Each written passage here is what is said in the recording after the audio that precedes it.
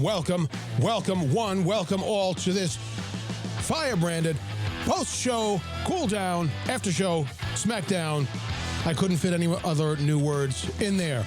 This is the official after show. I call it a post-show Smackdown. Cooling down after yesterday's smoker, Blazer, hitting it hard yesterday over the microphone. Yes, indeed. I guarantee you there's going to be one thing at least in this post-show Smackdown that you did not know about. I am your host, TJ Haynes, the undisputed technician of the truth. November 29th in the year of our Lord, 2025. And I say thank you, Catholic Church. Just taking you through what we're going to do tonight. I did a 3-minute reel of yesterday's highlights. I'm going to play it for you starting right now. And then I'm going to pause it at some of the major. There's I think 5 highlights in there. I'm going to pause it in between 3 of them, maybe 4. And we're going to talk about, I'm going to give you a couple of extra thoughts. Let's hope this even works. Hang on. I'm talking to you. Okay. I'm going to stop it in the middle of some of the segments, and then we'll talk a little bit about it. Let's go. I'm talking to you about throwing fireballs, baby, because this is the Catholic Firebrand with balls of fire. And I thank you very much for joining me. Let me tell you, God doesn't go cheap. Everything God does is amazing. Creation of everything, right? Got to be careful before you take a lash to the back of the mystical body. Let me talk about that first part. God doesn't go cheap. Okay, in this video, I was saying essentially this. Everything God does is a big deal. There is no act of God that was cheap, small time, bottom shelf, nothing. Everything he did was amazing. Let's just go through a couple of them. The creation of the angels. Huge. They have an intellect. They have a will. Before then, only God had an intellect and a will. Some might say that, well, certainly the creation of man is like his biggest achievement, right? Intellect, will, spiritual, physical, corporeal. The creation of the physical order, the temporal order, it's a pretty big deal, but I would say it's not the biggest of his big deals. Why is creation not the biggest of his big deals? Because for God to be from the infinite, for God to be infinite, and then take a snapshot and make it finite, limited, physical, that's really not a big deal. Think about it. If you're God and you're infinite, you are eternal, and you are the eternal, you are the wholeness of everything. And then you take a little snapshot of that and you call it the physical created order. It's a big deal for us because we're one of the small things in it. But for God, that's not a big deal. Now think about this. The creation of the created order, the coming into being of the created order, not one of God's biggest achievements. Can you believe that? That's my opinion. That's not Catholic teaching. And it's not contrary to Catholic teaching either. It's my opinion. It is a big achievement, especially from our perspective as being one of the created things. But for God, that's it's wonderful, it's beautiful, it is huge, but it's not one of God's greatest achievements. It's pretty great, but not the greatest. In a second, I'm going to tell you the greatest of his achievements, or one of the greatest. So now we go to the created order. The creation of man is truly unbelievable. The creation of man, even though we're part of the created order, that's a bigger deal than the created order itself. Do you know why the creation of man is a bigger deal than creation itself? Because he made us in his image. He made us in his likeness. He made us tiny versions of himself. You understand? Although we're distinct, we have a body, not just a spirit. We have a free mind, a free will, the ability to choose, to make choices, the ability to love. That's a big thing. The ability to, and for those who are thinking, well, animals can love and animals can create. Animals can build, but they cannot create. A beaver can build a dam. A beaver doesn't know how to make it beautiful. A beaver doesn't even know how to make it more efficient. Well, animals can love. Animals have some limited capacity for affection, but it's largely based on instinct. And then I'm not even sure how much of it is actually affection, because most of it is like their nature. But I do believe animals have a limited capacity for affection. But they don't have the capacity for love, self-giving love, to do just because it's the right thing to do. Okay, when you think of love, don't just think of affection.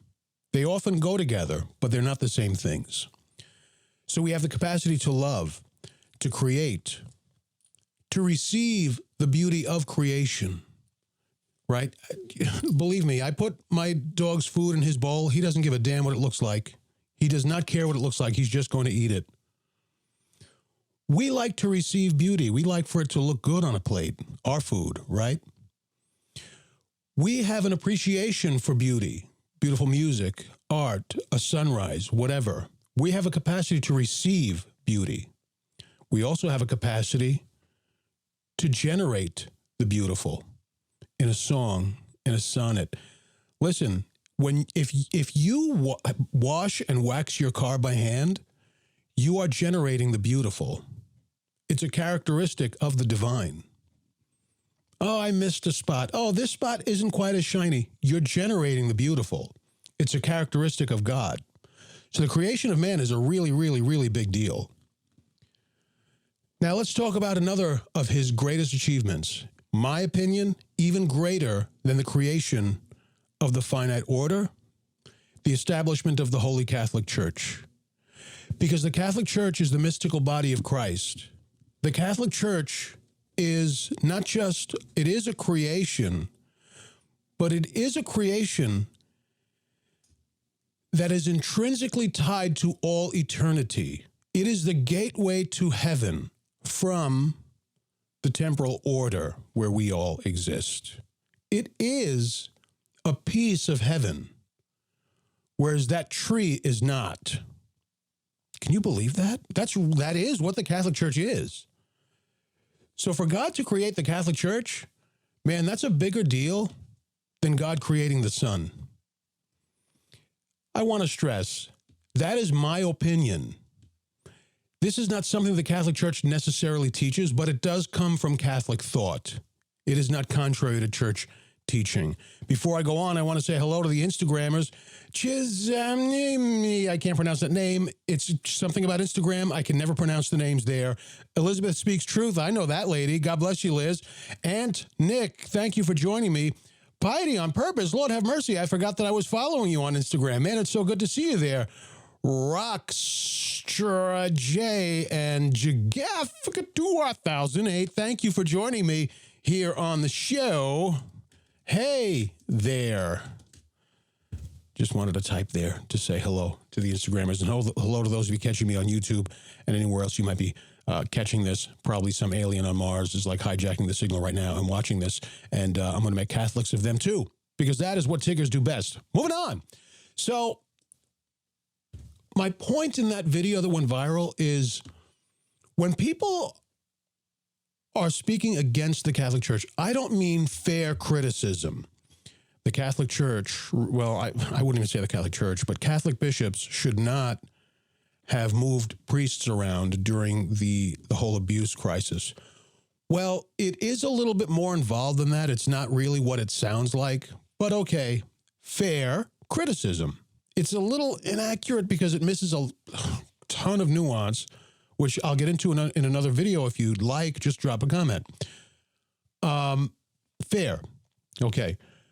The Catholic Church should, I don't know, bring the hammer down on people who are playing fast and loose with the liturgy.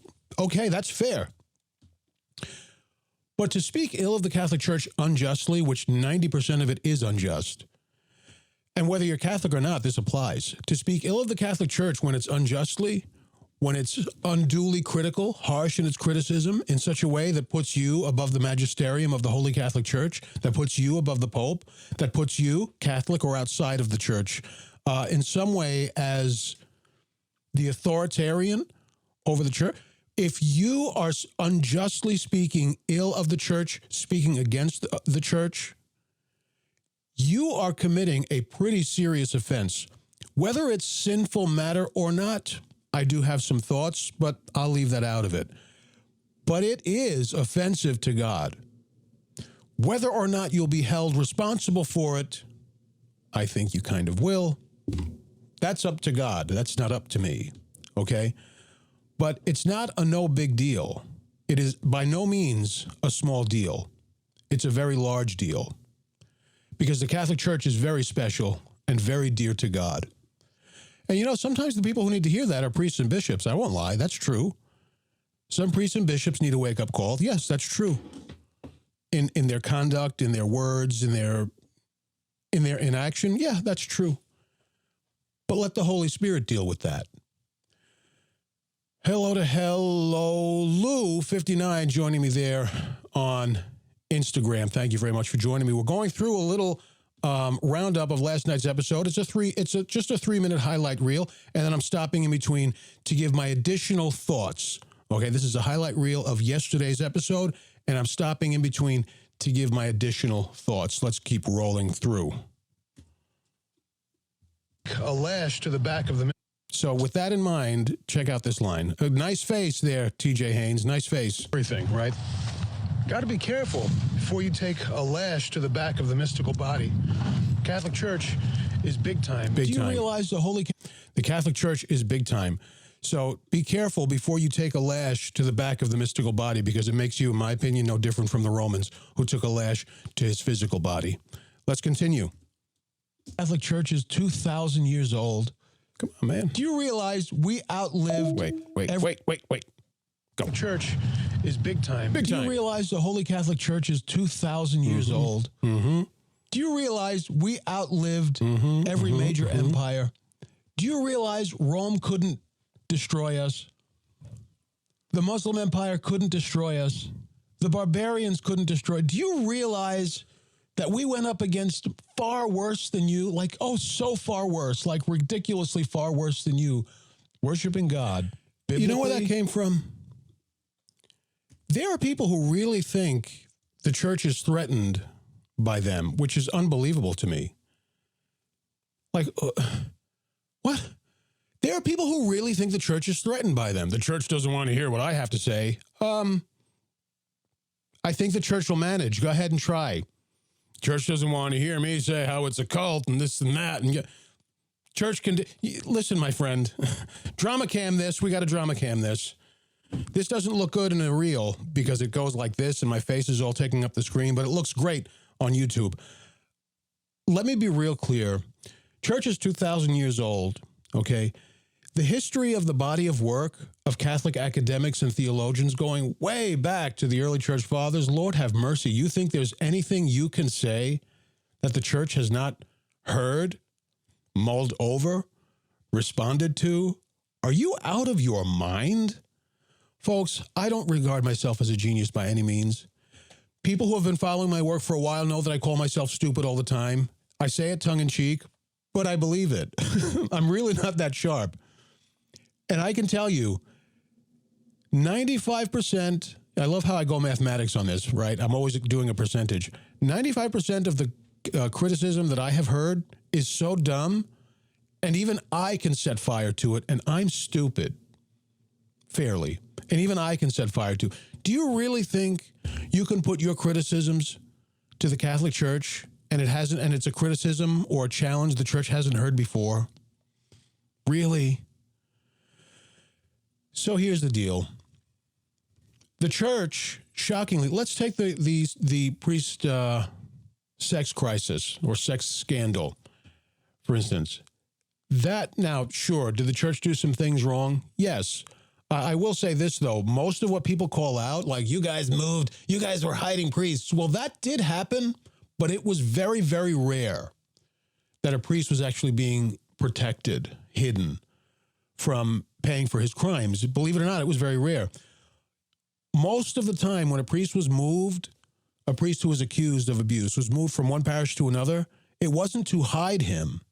It was because early on in the 1900s, very, very little was known of that condition. I don't want to say it openly because I don't know if that's going to get me flagged or it's going to downgrade the video or what, but you know what I'm talking about. Very little was known of that attraction, that condition. Very, very little, almost nothing. So the experts, secular psychologists, the experts were saying, this is a fixation from one person focused on another person, not a man or even a woman who's attracted to people who are too young. Got to be careful how I frame that. It's just a fixation. It's a psychological fixation of one person toward another person. So the way you deal with that is you separate that person, separate the accused from the accuser. Then you break off the fixation and get the accused into treatment. No problem. Fix them right up.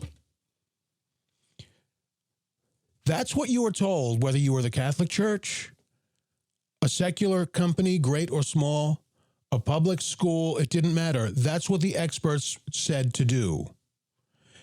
So while it may look like they were hiding priests, which did happen in rare occasion, it was like flat out just hiding the priest or concealing the priest or protecting the priest. It did happen, but very rarely. Usually it wasn't that at all. Enough said about that. But let's take that one event in church history. You know what's pretty amazing about that? It actually says a lot of good things about the Catholic Church. You know why? Because that's one example of several we might raise of the church screwing up, right? Because the church it's a divine organism, I'll call it, and a human institution. The people make it go. Well, it's God who makes it go, but the people are doing the work, right? And that's been true for 2,000 years. Well, for 2,000 years, the people have always been screwing it up. Judas betrayed Jesus. Peter denied Jesus. There was bickering amongst the apostles, even as early as the Gospels. And it continued in the book of Acts, and it continued in the early church. The bickering, the theological, I don't want to go call them wars, but you get the idea. There have been times in church history that like weird, really wonky things have gone on in the church history. And yet, here we remain. It says something bold and powerful about the Catholic Church, that even though humans are doing the hands-on work, and therefore, because we're stupid, we screw it up here and there, still the Catholic Church remains for 2,000 years. No organization, no empire can say that. All right, let's move it along. First, let me just roll this a little bit, see if there's anybody chatting who I need to check in with. Hey, lots of people checking me out on Instagram. God love you. It's rlong.Eminem. Thank you for joining me on Instagram. God bless you, my friend. I have to be careful not to say brother or sister if I don't know who it is. I can't see I can't see anything about them. But thank you for joining me. I really do appreciate you. Thank you for checking me out on Instagram. By the way, I did drop another reel on Instagram, actually, and yet another one's going to drop tonight.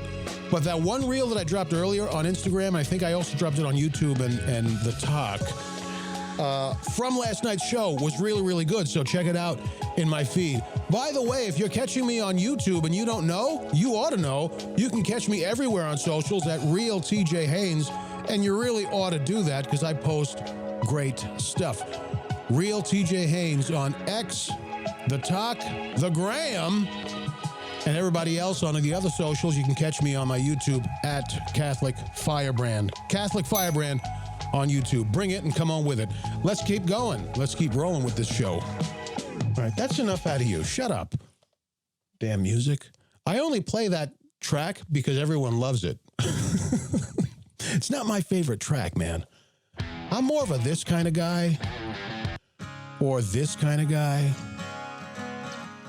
I'm more like, I don't know, a little bit gravel and a little bit ease.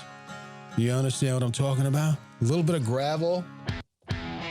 A little bit of gravel and a little bit of ease, baby. That's what I'm talking about. Oh, this is a really good one. All right, while I get myself resituated with this damn thing, let me let that play real quick. Ooh, mama. A little bit of gravel and a little bit of ease. You're hearing it in that song. You're hearing a little bit of gravel and a little bit of ease. Yes, sir. Little honey over that gravel. I'm just getting my video resituated, folks. This is not going to even take 10 seconds. Okay. That's a great track, man. It's unbelievable good. And I have rights to use it, so YouTube is not going to flag me. Or they might, but I'll be able to say, nope, I have a license for that. All right, let's get on with it. For those of you who are just catching me, I'm playing a short little reel. I'm about halfway through it right now. It's a highlights reel of yesterday's show, and I'm contributing some additional thoughts to it. Go! Is liturgical. Wait. Go. And you worshiping God biblically is liturgical. This was in response to someone saying, I don't need the Catholic Church. I worship God with the Bible. Well, here's my question to you. Do you even know what worship is? Because people were worshiping, properly worshiping God for thousands of years before there was a Bible. So what were they doing that you're not? Now, roll that segment. Worshiping God biblically is liturgical. It requires a priest. It requires an altar. It requires a sacrifice. I'm going to repeat that, and I want to say, for those of you who don't know, liturgical is basically the formula of the Mass. Okay, let's just put it simply there. It's basically the Mass. The Mass isn't something we made up. That liturgical formula is biblical. It does come from sacred tradition, and there are components of it that come right out of the Old Testament. It's liturgical. That's what worship is. So let's go back to that clip. Now listen again. It requires a priest. It requires a priest. Worship requires a priest whose function is to offer up the sacrifice for the people to God. In the Old Testament, early on in the Old Testament, the priest was any male head of the household. That was the priest. After or within the book of Exodus, the priesthood changed that, I'm not getting into the whole story, only those from the tribe of Levi could be priests. Now, you couldn't just be a male head of the household and be a priest. Now, it was restricted. Only men in the tribe of Levi could be priests. Okay? And then there was a high priest. We see it in the Old Testament taking form, but we see it also in the New Testament, a high priest. The high priest, there were other priests too, but only the priest could offer the sacrifice. So you need a liturgical formula. This is according to the Bible, going back as far back as the Old Testament. It's a liturgical formula. It requires a priest. Continue. It requires an altar. It requires a sacrifice. The preeminence and power of the Holy Catholic Church. The preeminence and power of the Holy Catholic Church. Worship biblically, well, I don't need the Catholic Church. I worship with the Bible. But the Bible requires liturgy, that's what worship is, from God's standard. It's not like we just made it up and said, here, God, here's how we're going to worship. And God said, okay, I'll take it. No, that's God's standard. Liturgical requires a priest offering a sacrifice. That's two things. A priest offering a sacrifice on a consecrated altar. That's worship. Well, what about prayer? I thought I was worshiping God when I pray. Well, not really. It's interesting throughout the Bible, especially current translations, because former translations sometimes threw around the word worship a little too loosely. Everybody knew that, but this was how people understood worship, so they just let it go. Current translations, I notice, are moving away from that. For instance, the three wise men found the babe. This is, on Christmas morning. Three wise men found the babe and his mother, and they bowed down and worshiped him. Well, that's not worship. And current translations no longer call it that. Current translations now say they bowed down and gave him homage. So even current translations, or at least Catholic translations, are moving away from that. Because technically worship is what I just said in that reel, in that clip. Okay, so are you worshiping God when you pray? Yes and no. It's a form of worship. I'm not going through the whole theology of it, dulia and hyperdulia and so on and so on. It's sort of like a worship, but it's not capital W worship. I just wanted to acknowledge somebody on YouTube who said something I want to touch on. Your prayer is a form, it is an extension of the worship that takes place at the Mass. Your prayer is an extension of the worship that takes place at the Mass. If there were no Mass, your prayer would not have the effect that it has. I think I can put it that way safely without getting into a theology lesson. So, in other words, can you skip Mass and just pray at home? Let's say you're able-bodied, you're not sick, okay? You're able-bodied, you can move around, you can travel, you're not sick, and you decide, I think I just won't go to Mass today. I'll just pray at home. Is that worship? No, it is not. You're required to go to Mass every Sunday and holy days of obligation. You cannot replace the Mass with prayer. Well, what about during the lockdowns? That's different because we were locked down, okay? And Mass was still being said. We just couldn't attend. And we could not attend for reasons we were not responsible for. So that isn't held against us. That's different. Well, what about if I'm really sick and can't get out of bed? You're okay. That's not a sin. You're sick. What about if I tried to go to Mass, but I missed the bus? I tried to be on time, but the bus came early and I missed it, and there's no other bus? Then that's not your responsibility. That's not your fault. You're okay. You understand? But if you're able-bodied, you're not sick, and all that stuff, you just choose to replace the Mass with prayer, you really can't do that because prayer does not fulfill the requirement and obligation to offer worship to God, which only happens at the Mass. Well, what about Protestants then? They don't have a Mass. Exactly. So they're not worshiping? Listen, theologians will slam me for saying this, but technically, are they worshiping? Technically, no. If I'm wrong and you are a theologian, please tell me, because I'm correctable. What about what the Protestants do in their Sunday service? That's not worship? Technically, no. Does God hear them? Yes. Does God grant them graces for that attempt at worship? Probably, yes. I would say yes.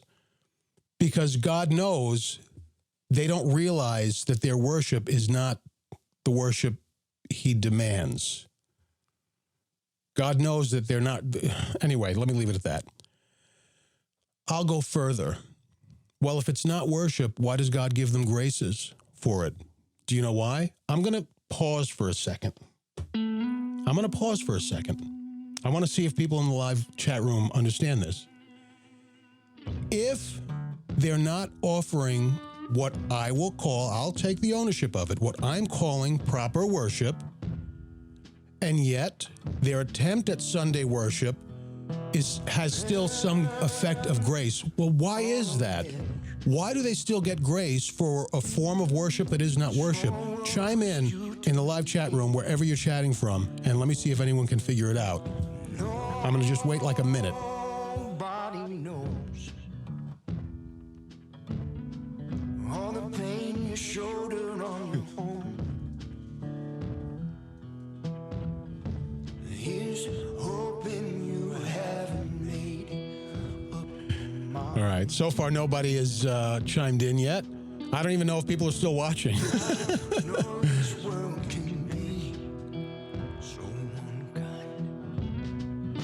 Okay, so why does their worship, their form of worship, still have effect, even though it's not proper worship? It's not the Mass. E.R. Wind, I can't see the rest of that name, says, because God is merciful. It is an extension of his mercy, but that's not it. Aha! J.M. Rat got it. He said, because somewhere true worship is being offered, ? Yes! ! The Protestants benefit from the Catholic Mass. Round of applause. Lord have mercy. J.M. Rat came to the live show with his thinking cap on. Thank you, Jesus. The Protestants benefit from the Catholic Mass. All grace given to the earth, flows to the earth through the holy sacrifice of the Mass. I can break it down for you this way. Without the cross, there is no grace. The holy sacrifice of the Mass is a representation of the cross. It's the cross not happening again, but resonating forever in the temporal order. You understand? Without the cross, there is no grace. And the Mass is a representation of the cross. the Protestants benefit, and this is not something to lord over them, by the way, all right? Don't rub this in their faces.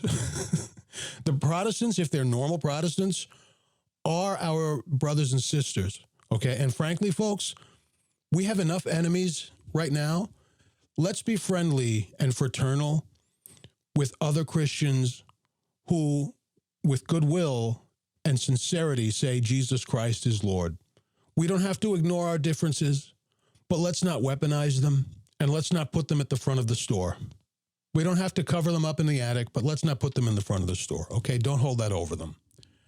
But it is the truth. Okay, spent a little bit longer on that than I expected to. I hope you guys are enjoying the show. This is the post-show cool-down Smackdown of the Firebrand podcast, and I am TJ Haynes.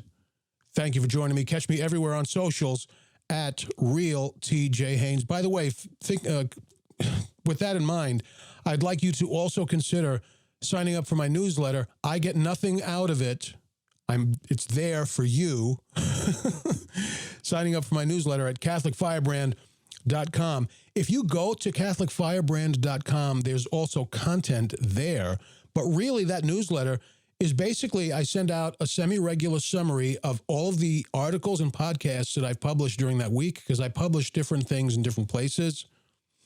And this just brings it all together in a nice, neat little package.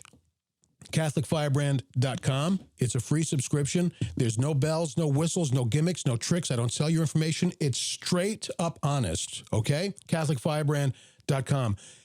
When you sign up, you will get a welcome email from CatholicFirebrand.com with some, I don't know, like some things that I put in there that this is what this is what that is, and now you can expect one email every other week or every whatever. It's a welcome email. What do you want from me? In that welcome email, you're also going to get an invite link to my Discord server, the Firebrand Forum. Great Catholics in there chatting it up, and I think you will enjoy that very much. I would love to build that community. Sign up for that newsletter at CatholicFirebrand.com. If only. So someone, because it might be a little personal, I don't want to say the name, but somebody in YouTube said, don't hold that over them. If only you knew my wife's family. Oh, God, I don't envy you, my brother. I don't envy you. Thanks be to God. My wife's family are as Catholic as I am. And my wife is Catholic, obviously, you know. So thanks be to God. Like every family, there's some lapsed ones there. In my own family, you know, not just my in-laws, my own side of the family, a lot of lapsed ones there, but not like that. Nothing like what you're alluding to there. So thanks be to God for that. God knows I have other crosses to carry. I don't need that one too. Okay, let's go. So folks, if you ever get a comment that says the Catholic Church worships idols, it doesn't. You know why they say that? Do you know why they say the Catholic Church? Let me just preface this, I'm so sorry. Now that you know what worship is, liturgical, a priest, a consecrated altar, a sacrifice. Now that you know what that is, keep that in mind as we go into this next topic. And that says the Catholic Church, the preeminence and power of the Holy Catholic Church. And that is just true. So folks, if you ever get a comment that says the Catholic Church worships idols, it doesn't. You know why they say that? Do you know why they say the Catholic Church worships idols, statues, and worships Mary? I'm going to tell you why they say that, and then I never want you to give another thought again. Here's why they say that. They say that we worship idols because worship for them is prayer. Why is worship for them prayer? Because that's all they have. They have no priesthood. They have no altar. They have nothing to offer as a sacrifice to God, which is biblically worship. Cain and Abel, bam, both offered Okay. They say we worship Mary and the saints, et cetera, et cetera, et cetera. It's not just a misunderstanding of Catholicism. It isn't only a misunderstanding of Catholic theology and teaching. It is also because for them, this is worship. But really, this is not worship. But because for them, prayer is worship, they think, first of all, they think that we're praying to the saints as deities. That's their first error. But also, for them, prayer, any prayer, is worship. They haven't figured out yet that prayer is not worship. And God forbid, because then, dun, dun, dun, they might conclude, oh my goodness, so we're not actually worshiping on Sundays. Well, you're praising. That's good. You're praising God. That's great. But technically, you're not worshiping. And I try to walk on eggshells as I say that because it's a pretty serious indictment. And even when you're not saying it to hurt feelings, it's a pretty serious indictment, but it is true. There's going to be theologians, moral theologians, and liturgists out there who are saying, well, technically it is worship. Let's stop the bullshit. It is not worship. You find for me one place in the scriptures where their formula is regarded as worship. I will give you $1,000. So let's cut the crap. Well, we don't want to ostracize our Protestant brothers and sisters. Of course we don't. I don't want to either. Let me ask you something, moral theologian. How many decades of your life have you been evangelizing Protestants? Because I've got 3 of those under my belt. So please, don't preach to me. Of course I don't want to ostracize Protestants. But honest to God, ecumenism, defined in Vatican II, is not getting along just to get along. Ecumenism is supposed to be a bridge whereby we cross together with them. We bring them to our side. It's a bridge. And so we have to acknowledge where we're different, because otherwise, how are we going to bring them where the church, even Vatican II, says they ought to be? So I try to walk on eggshells when I say that, but in other words, I don't put that in the front of my conversations with Protestants. I don't ever put that in the front because it's such a serious indictment. If it comes up, it's usually because they bring up the subject of worship or the Mass, something critical of the Mass or something. Then I start to trickle that in. Maybe I'll drop the entire truth, trickle by trickle, in that one conversation. Maybe I'll trickle it in over the course of many conversations. But it's a pretty serious indictment, but it is true. There are theologians who will say, well, technically it is worship because blah, blah, blah, blah, blah, blah, blah. And when you unravel that spaghetti, do you know what you're going to find?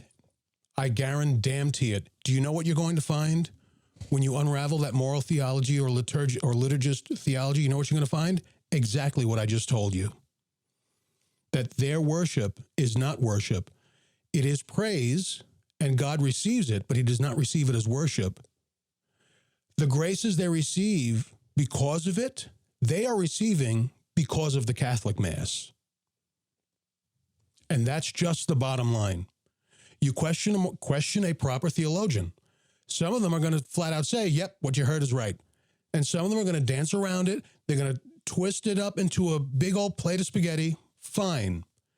Scrutinize every strand in that spaghetti and unravel it. You know what you're going to find? Exactly what I just told you. And I want to be very, very clear for people who are not familiar. I do not have any animosity toward Protestants. There are Protestants that I follow on Substack, and we're friendly with each other. Obviously, I have Protestant friends. There are Protestants in my family. And even with the Protestants in my family, or they might call themselves evangelicals, I don't know. But anyway, we get along very well. We talk about faith. We talk about things that we have in common. We agree on a lot. Sometimes we sidestep on things that we disagree with, and sometimes we discuss the things that we disagree with. So this is not an open war against Protestants. I have no animosity toward Protestants. It's a dark and crazy world. And if you are a follower of Jesus Christ, and you can say Jesus Christ is Lord, and you try to live the best life you can, and you follow the Bible, that's okay, because that is Christian. It's more than just the Bible, but okay. Hey, man, you're my brother or my sister. I have no animosity toward you. But seriously, folks, do we expect to bullshit our way to unity? Hey, I got news for you. We're already there. We're already there. Bullshitting our way to unity, we're there. Hey, we're exactly the same in all the things that matter. Bullshit. Great, but at least we're unified. Come on, man. How are we going to get anywhere that way? Okay. I got to tamp that fire down a little bit. This is supposed to be a post-show cool-down Smackdown, not a post-show fire-em-up Smackdown. Let's continue with this video as soon as I find my interface again. Here we go.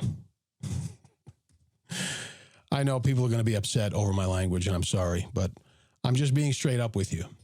I can be like one of the other folks in this business who, listen, man, I can be like one of the other folks in this business, or I can just be very real and very blunt and very straight with you.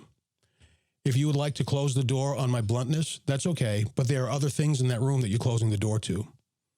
There are other things in that room that you're closing the door to if you want to shut the door on my bluntness.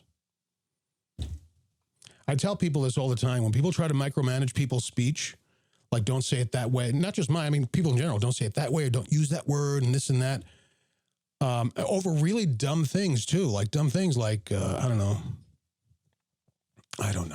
I had one person once was very angry at me because of how I said good morning.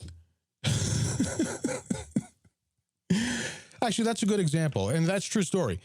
Her exact words were, I overheard this. This was not third party. I heard it directly, and she didn't realize that I could hear. I hate him. I just hate the way he says good morning. Good morning, like he knows about good mornings. That's a true story. Okay, fine. So if you want to close the door on how I say good morning, then I'm just not going to say good morning. But there are other things in that room that you're closing the door to also. Warmth, friendliness. Maybe you look down and I might say, hey, you doing okay? Well, you're closing the door on my compassion too, because that lives in the same room as my good morning.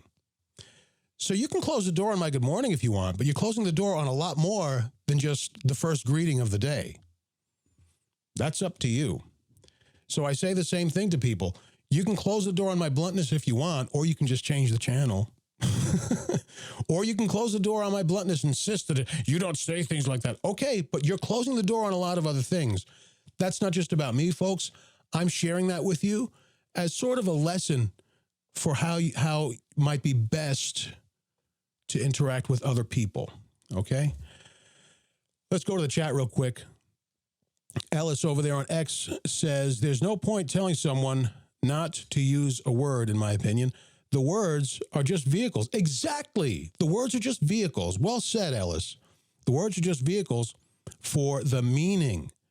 I think the same thing in my head when I say them. He goes on to say, people who speak multiple languages tend to understand this. That's a very good point. Ellis is a very, very smart guy. First, because he's British, so his English is like incredible. His command of the language and of grammar, he always uses like the most precise possible word. It's unbelievable, those Brits. It's just unbelievable. I wish I could talk like that. And Irwin said, I think that's his name. Irwin says, bluntness, I'm used to. That's good to know. All right, let's get on with this. This is taking a lot longer than I expected, but I hope everybody's having a good time, and thank you again for joining me. Let's go back to the video. Go! Sacrifices to God. God have no priesthood. They have no altar. They have nothing to offer as a sacrifice to God. Oh, let me back up here. So this segment, again, was why they say we worship Mary and the saints. And then I never want you to give another thought again. Here's why they say that. They say that we worship idols because worship for them is prayer. Why is worship for them prayer? Because that's all they have. They have no priesthood. They have no altar. They have nothing to offer as a sacrifice to God, which is, biblically, worship. Cain and Abel both offered sacrifices to God. God accepted one and rejected the other because it was an unworthy sacrifice. It was insufficient sacrifice. So we know God has a standard. The Holy Catholic Church has outlived every empire the world has ever known, and it will outlive the ideologies of her modern secular enemies too. 1,000 million billion %. Let me tell you, these cats can talk a good game all they like. They can come with their faux eloquence and their fake high-mindedness and talk about social justice and we should do this and we should do that. And I'm sorry, Ellis, for my fake British accent. It's just something that I do sometimes when I'm emulating faux intellectuals in the American sphere. But they can come with this nonsense and talk a good game. I want to highlight the word nonsense. Some of what they say is good. Care for the poor. Obviously, that's good. Care for the poor. As I stick a gun to your head and say, empty your wallet because you have $5 and this guy only has $3. Well, that's different, isn't it? Enough said about that. So they can come with their high-mindedness and their crazy idea, and their crazy ideas packaged and wrapped in eloquence to make them sound good, but they're crazy. If they're in conflict with what the church teaches or church thought, right, like moral theology, for instance, or social justice theology and stuff, if it's contrary to what the church teaches, it is crazy. There might be some things that are worthy in it, but the total conclusion is crazy. And they can talk their game about the church is on its last leg and it's hanging on by a thread and this and that. Folks, we have been here 2,000 years. The church will be here unless the resurrection happens first. The church and Catholicism will be here for 2,000 more years, long after their ideologies have been forgotten about. They're just dust in the desert. And honestly, I don't even say that to gloat. I feel bad for the people who do not realize that. I feel bad for them, that their ideologies will become extinct. It's already starting. I'm starting to get that sense of it. Their ideologies will become extinct. And the Holy Catholic faith will reign supreme 2,000 years from today, unless the resurrection happens first. Let's go back to the video. Religion is literally part of reality, just as the sun and moon and stars and water and fish are. So in this segment, I was addressing the question of whether or not, basically whether or not you need religion, and religion is just man-made after all.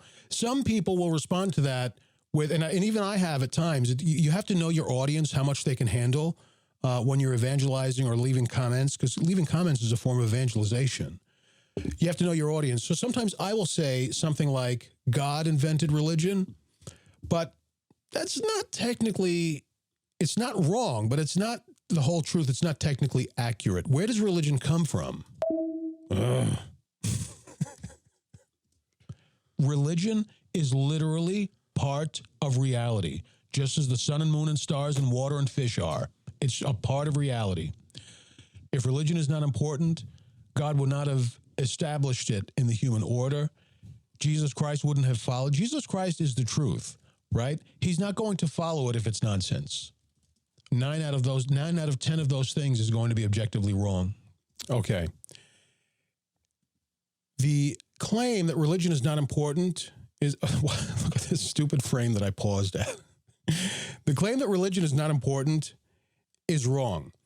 God didn't, first of all, man didn't invent religion. We have a facility and capacity for religion.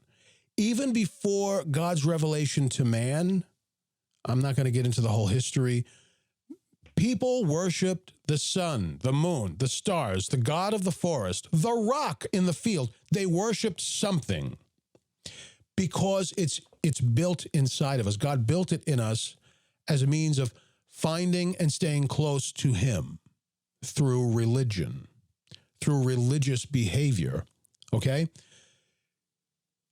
So, and it comes naturally to people, to even atheists today. Their God is just different. It might be the God of humanism. It's often the God of science. For some, it's the God of astrology. For some, it's the God of the self. There's always a God. The question is it the true God? You're not going to invent a religion, right? You're not going to establish religion, let's say, in your tribe, right? Let's go back to like ancient man. In your tribe, unless it's already there tugging at you.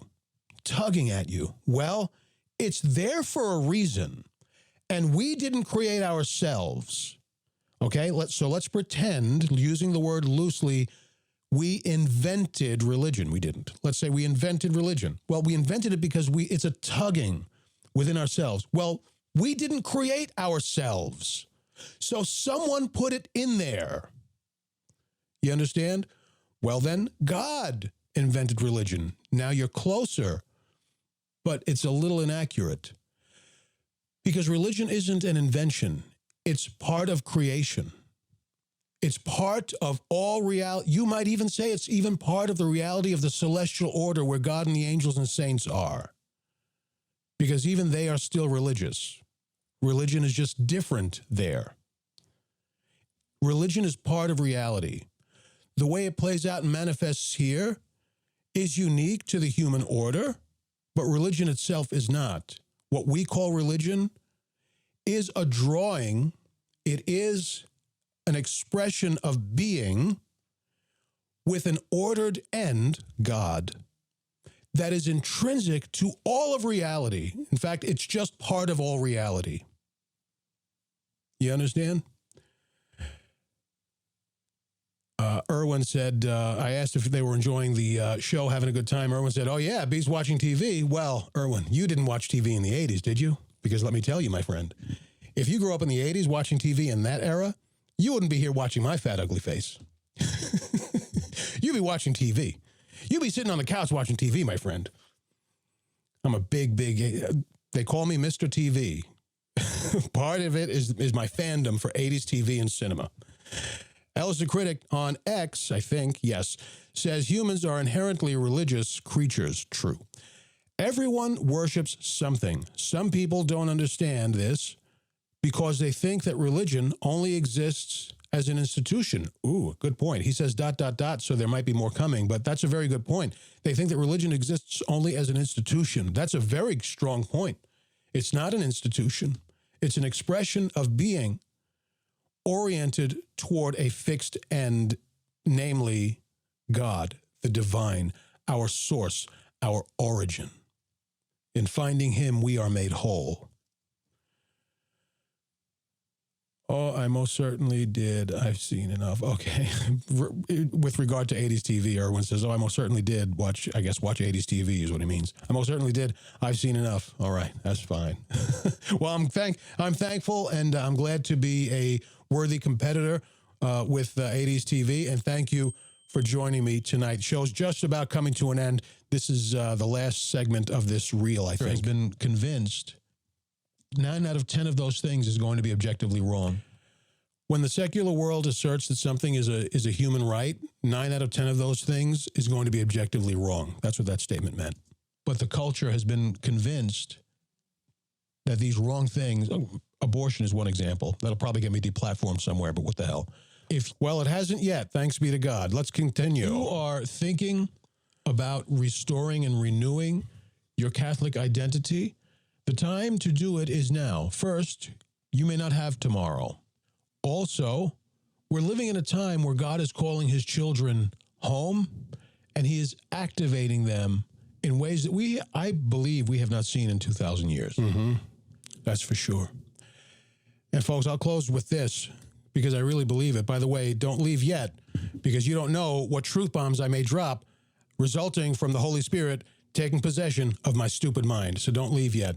And if you do, follow me everywhere on socials at Real TJ Haynes and sign up for my newsletter at Catholic Firebrand. Stop being foolish. Just sign up for that newsletter. Forget about it. Just sign up for it already.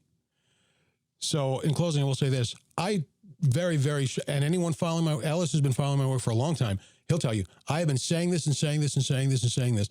Something is stirring in the human order, and it has been picking up steam, I think. I don't think it's only been 25 years.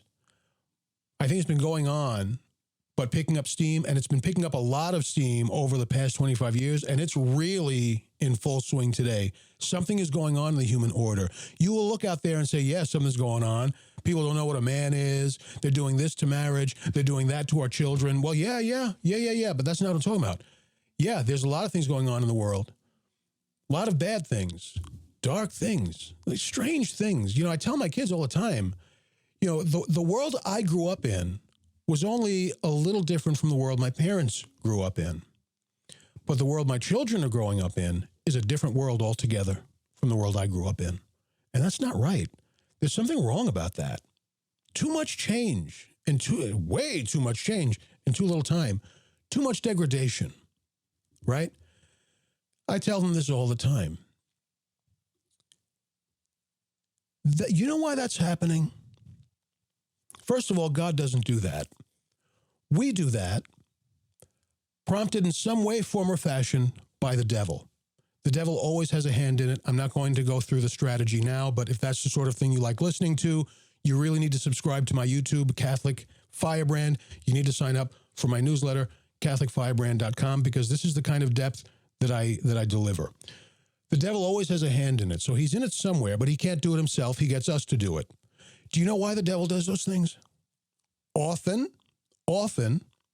it's in response to something God is doing. It's in direct competition and contention against what God is doing in the created order. The darkness you see in the world is a response. It's happening under the hood. It started at least under the hood a long time ago. It's a response to what God is doing. But God is really working under the hood. I feel like, and folks, I believe this. This is a very informed, I'm not a mystic or anything like that. I'm not saying that, but I have really been around. So it's a very well-informed opinion. God is doing something, preparing something that is going to blow you away.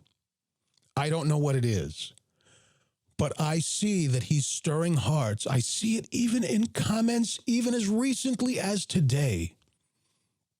I see it in people that I have ministered to, teenagers that I've taught or done talks at youth events for, and grown-ups that I've helped, period, to come into the church, help them with spiritual direction, whatever. But I am, especially in the youth, the Lord is moving like a wildfire. And the Holy Virgin Mary and the Holy Spirit are building an army of saints.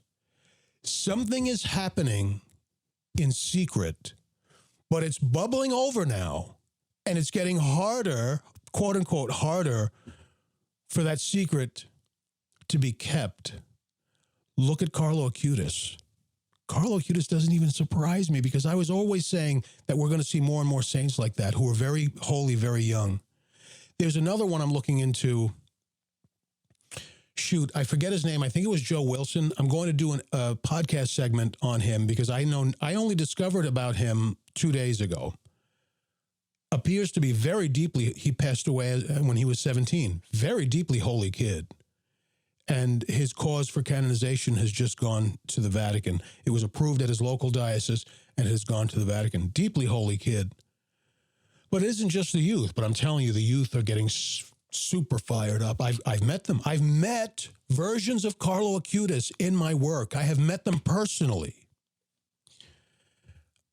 I see it in grown-ups. Mysterious conversions, like people just feeling drawn.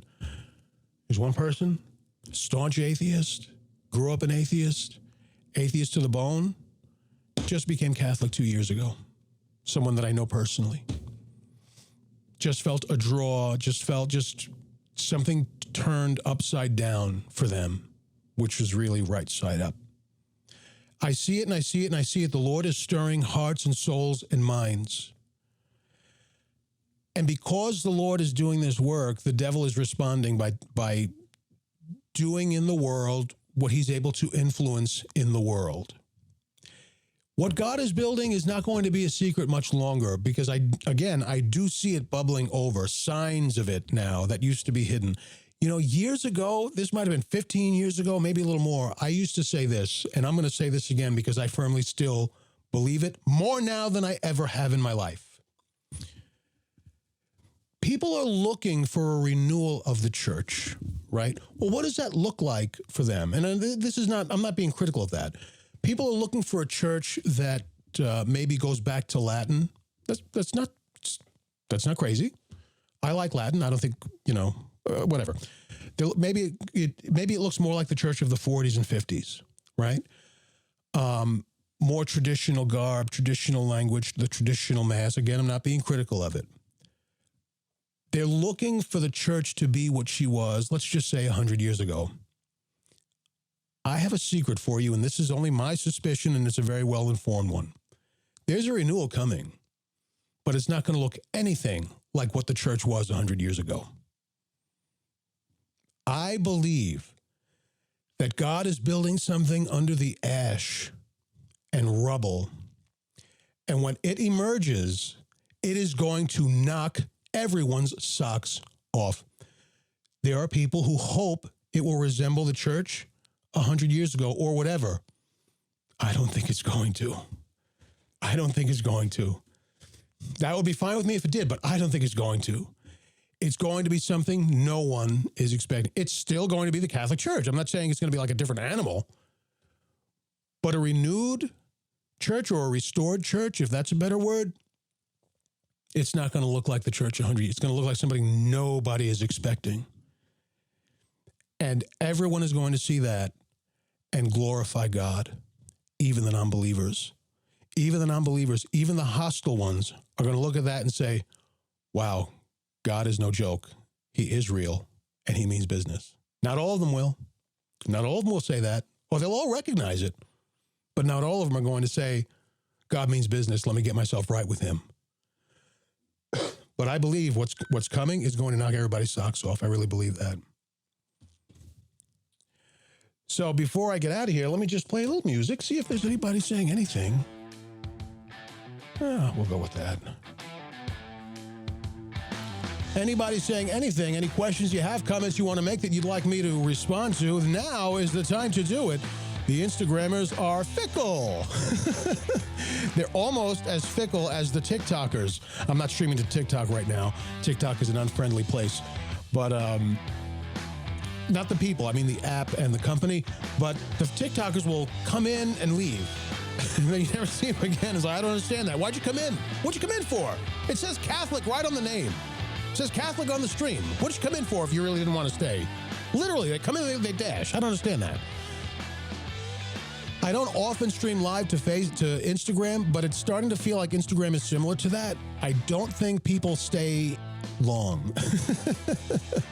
But I got to tell you, thank you, Lord Jesus Christ, because it's a miracle. I have two people watching me on YouTube. Holy cow. And I got one on Twitter. This may be a first in history that there's at least one person on more than one platform watching me at the same time.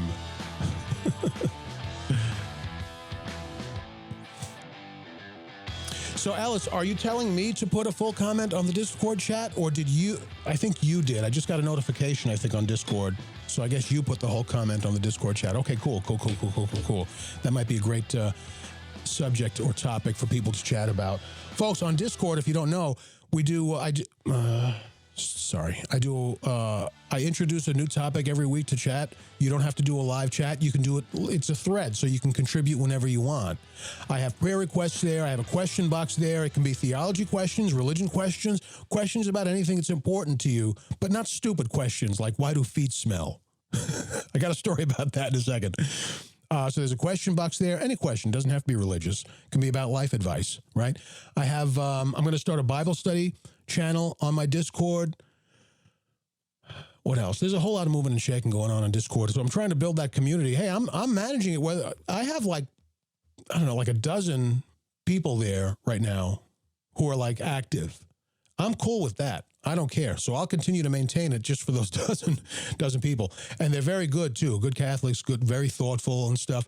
So check it out. Sign up for my newsletter, CatholicFirebrand.com. Don't just sign up for the Discord. I hope you sign up to get the newsletter so you can keep up with the articles that I write, the podcasts that I produce and publish, but you also get an invite link to the Discord server. Listen, I'm going to be straight with you. Maybe you just want the Discord server. You just want to join the Discord to participate, and you don't really want the newsletter. Let me invite you to do this. Sign up for the newsletter at CatholicFirebrand.com. Get the Discord link, join the Discord, hang around with the newsletter for at least one dispatch. I call them dispatches. It's called the Firebrand Dispatch. So hang out for one newsletter, give the one newsletter a look. If you decide, I don't really value this, that's totally okay. Unsubscribe from the newsletter and you can still hang out in Discord. You understand? You can unsubscribe from the newsletter. I hope you don't, but you're welcome to, of course. If it's not your thing, I don't want you to feel like you're forced to do it. Hang out for one newsletter, give it a look. If you decide, I'm really not into this, unsubscribe from the newsletter, you can still stay with us on Discord. That's totally okay. Give it a try. CatholicFirebrand.com. Okay, back to the music. Anybody else have anything to say? Ellis the Critic said, yes! I just kind of added the emphasis there. If anybody on Instagram have anything to say, it looks like no. I got a lot of people who came in to Instagram. It looks like not anybody stayed. I don't know. Broadcast was starting? Yeah, I don't know. I don't think... There's no way for me seeing if anybody stayed. But it's nice that they dropped in, though. I'm very happy they did. And I'm happy that those of you catching me on YouTube did so on YouTube. It's a brand new YouTube channel. So I'm great. Thank you, JM Rat, for subscribing. I'm great having even one or two people hang out with me in the live chat. You know, it's very cool because when there are people interacting even a little bit, it contributes to the show and hopefully contributes to your enjoyment, the overall experience of the show. I guess that's it, man. Man, this show was so great. I may just leave this on demand. I think maybe I'll just edit it down maybe a little bit, and I may just leave it on demand because there's so much valuable stuff. Hey, folks, I do this for you. I do this to help God and the church to make saints. So I think if it's valuable stuff in there that I think can help make saints, I would be doing the Lord a disservice by taking it down. I do try to give the paid subscribers extra stuff on Stoking the Embers, but this one might be too valuable to the general population. I might just leave this on demand. So I guess that's going to do it. 30 seconds. Does anybody have anything to say, ask, contribute, anything? Just want to remind you again then, follow me on socials. I am on X, I am on Instagram, I am on TikTok at Real TJ Haynes. There's an I in there, Real TJ Haynes. And subscribe to my YouTube. Please help me to grow this channel at Catholic Firebrand on YouTube, Catholic Firebrand on YouTube. And speaking of Catholic Firebrand, sign up for the newsletter at CatholicFirebrand.com. Folks, I'm not a pretty boy, and I'm not a commissioned officer. I am a grunt in the field of evangelization and apologetics, and I got 30 years of blood, sweat, and tears and salt under my belt. I'm sorry if you don't like what you're getting, and I'm very happy if you do. But I'll tell you this ain't your mommy and daddy's Catholic podcast. In case you didn't know, somebody should have told you. Oh, look at that, I just did. This has been an episode, you wouldn't believe it, but a cool-down episode of the Firebranded